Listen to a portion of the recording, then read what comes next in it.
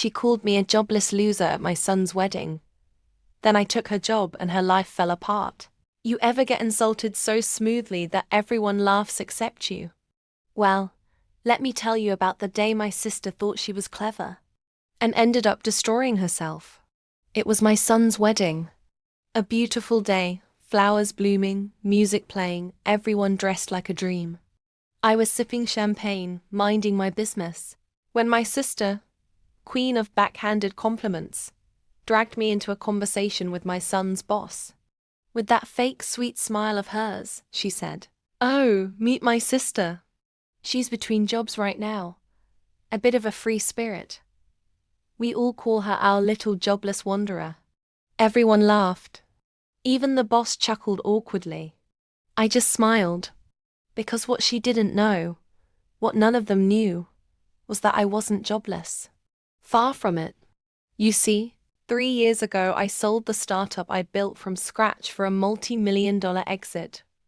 Quietly, silently, on purpose. I didn't want the family to know, especially not her. The same sister who used to mock my little projects while begging our parents for rent money. But I'd been watching, listening. She never stopped talking, especially about the firm she worked at. Big company, huge contracts, the kind that I now invest in. So I laughed that day, not out of embarrassment, but because the timing was perfect. 2 weeks later, I requested a private meeting with the board of directors at her company. Why? Because I just bought 60% of it.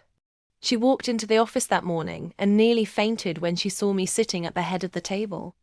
I introduced myself to the team with a smile and said, "I'm your new majority shareholder. Let's talk about real leadership." Her face turned pale. Here's where it gets delicious. I didn't fire her, no. That would have been too kind.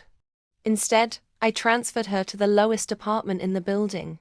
0 client access. No team under her and a shared desk near the supply closet. Oh, and I changed her title. Executive Coordinator of Internal Office Supplies. Her job? Ordering pens and making sure no one runs out of paper clips. But the crazy twist?